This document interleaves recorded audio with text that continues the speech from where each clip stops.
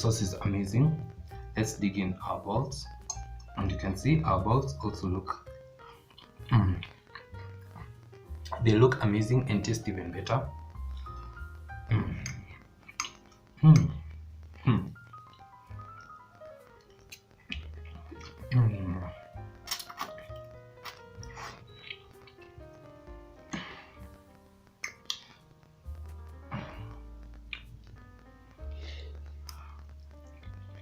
So that's it for today's episode. I hope you enjoyed. I also hope you learned something new. Also check out the other 2 previous episodes, where in the previous one I showed you how to make some Ndengu balls, and in the previous one before that I showed you how to make some fresh homemade breadcrumbs. And I also hope you're going to share this recipe, because no one will ever know that this is not a meatball. So don't forget to like, comment, share and subscribe if you haven't, and I'll definitely see you in the next one.